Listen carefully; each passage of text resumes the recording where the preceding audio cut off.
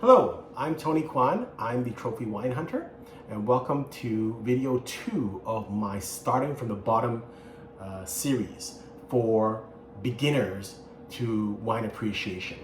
Today we're going to be talking about how to open a bottle of wine and what to do with the cork after you've opened it.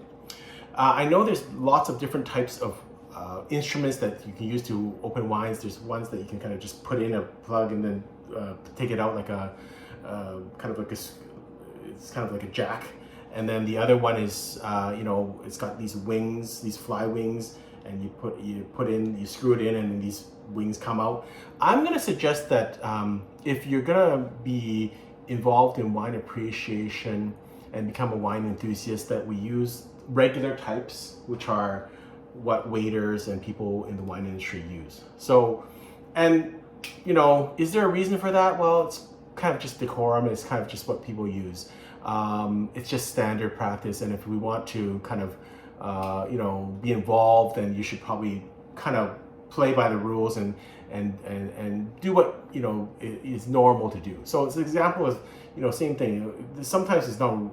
Do those other types of corkscrews work? Yeah, they do. For most wines, new wines, they do. They work just as well, but they don't look as professional, and so that's part of it. And this happens all in life. Same thing. Like when we eat food, why do we use a fork? I can use my hands, right? I can use spaghetti and put it in my hand and put it in my mouth with my hands.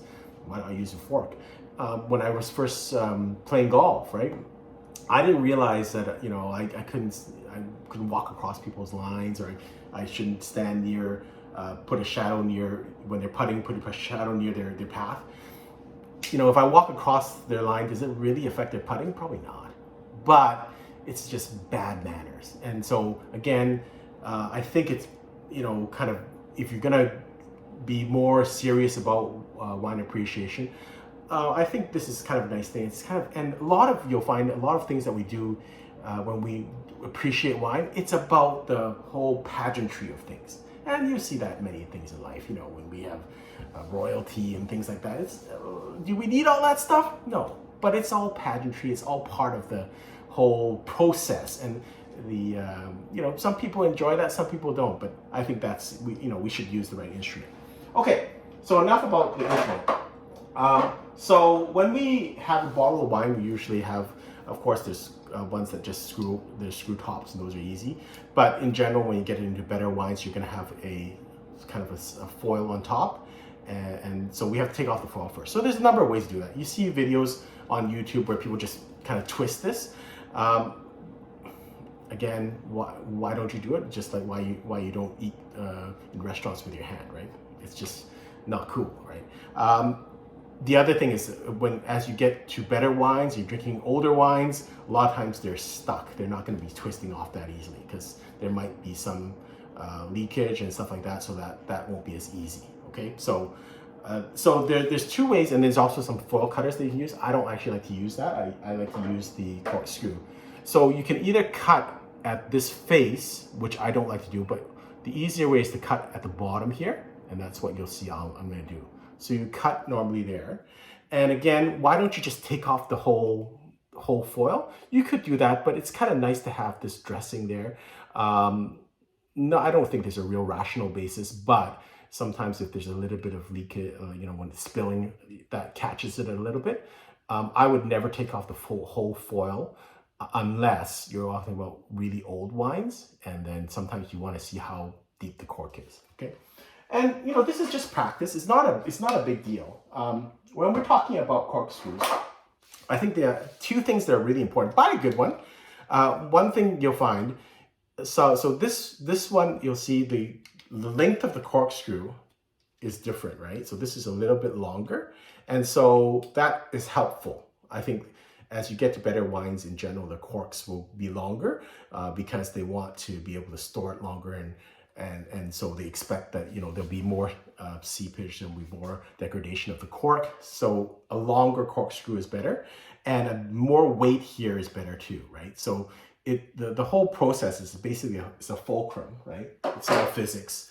So what we do is just put this into the cork, and then basically the bottle holds it, and then we just clamp this onto the face of the lip of the bottle, and we pull up. And that it's like a cork, it's a fulcrum, right? So obviously if the weighting here is better, then it's gonna be easier to pull out.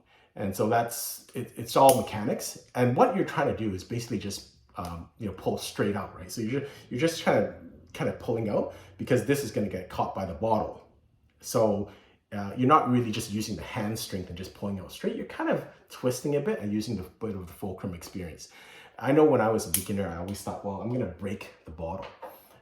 You have to be pretty, like, unless you're like Bruce Lee disciple, you're not gonna go break a bottle with your hands. That's pretty hard. So I know it's a sphere, and it's just a matter of practice. I used to be very intimidated opening bottles, because I was thinking, well, and that's exactly why I used the other types of corkscrews that I mentioned, the fly corkscrew. But it's hard. First of all, this is nice. It's normally just easy to put in your pocket. You can't really put the fly one in your pocket. So sometimes I'll have, sometimes I'll have this around in my car or whatever, because there's certain ones that I like this one personally, and you get used to certain corkscrews, and so you like them. So I'm just gonna cut on the bottom of this part, and you have to obviously have a sharp knife, but just cut the bottom of the foil, right? You just kind of rotate it around and cut it. And then just use the knife to flip this up.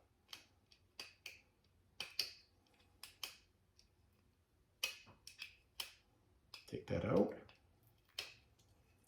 And I would normally do this on a table. It's a little bit easier. Just take out the foil.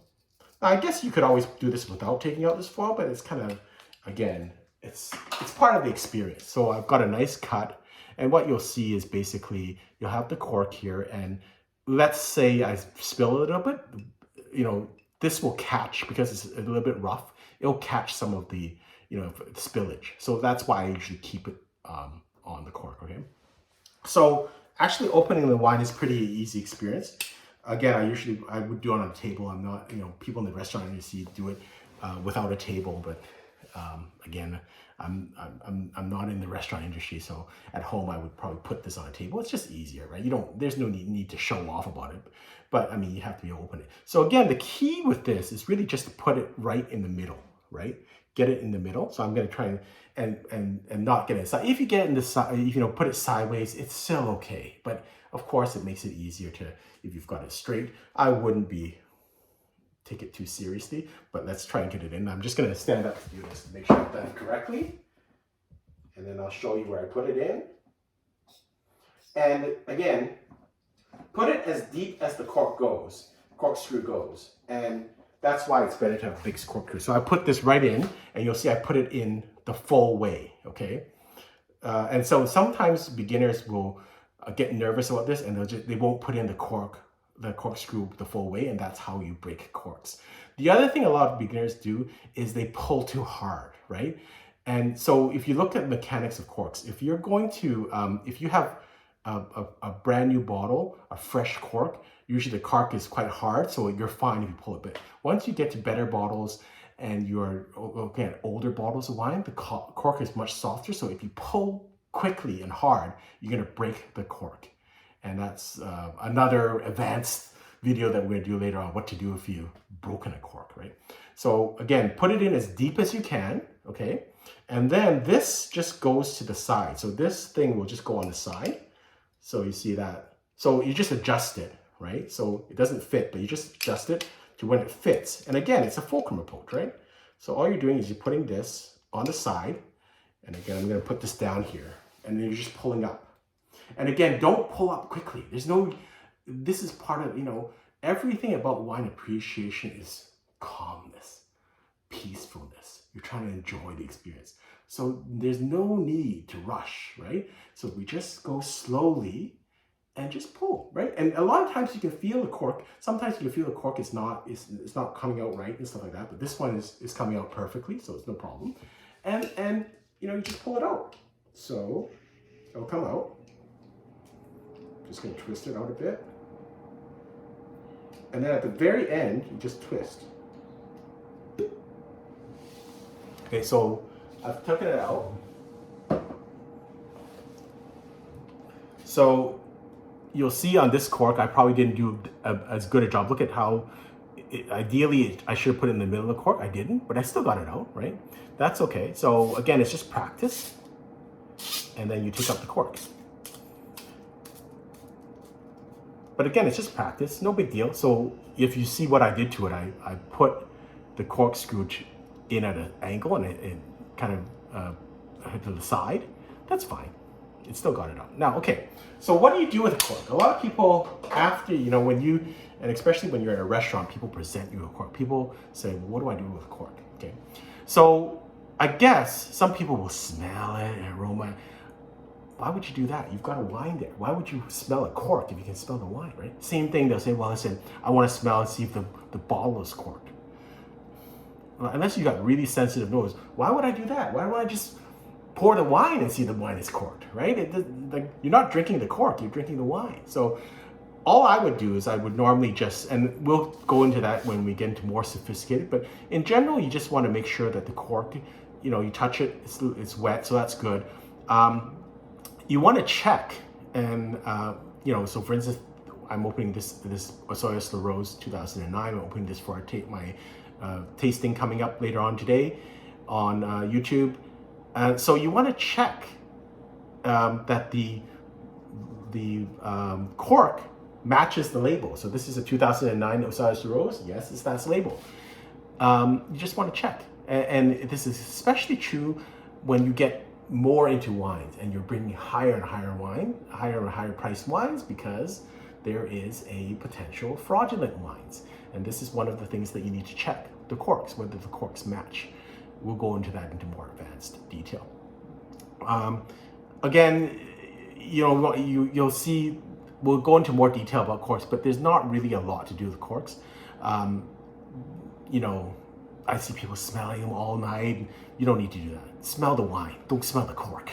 I usually just do a physical inspection. So I do this, I just roll it around my hands, make sure that what I'm looking for is just cuts. And so this is a little bit more advanced, but sometimes if you see cuts in wine, that means there's air that got in. So the other thing you're looking for is weird things. So for instance, this is a wine that I just bought at a liquor store. If, for instance, this was all wet, this was all kind of red with wine, that would be good. That it shouldn't do that. Like if it's a 30-year-old wine, yes, it should be covered, right? So if you've just bought it from the liquor store, or if it's a brand new wine, it really should be like this, right? Just a little bit of red here, not much. If you see it, I guess, all covered in red or soaked, that's probably meant that it hasn't been stored correctly. So that's a bad sign, and that's not great. But you know, this is very simple. Practice at home. It's a very simple process, but that's the first step in wine appreciation. Just opening corks, getting used to it, and again, that's pretty simple. So hopefully you enjoyed this video. Give me any comments that you have, and hope to see you again next time. Until next time, happy drinking.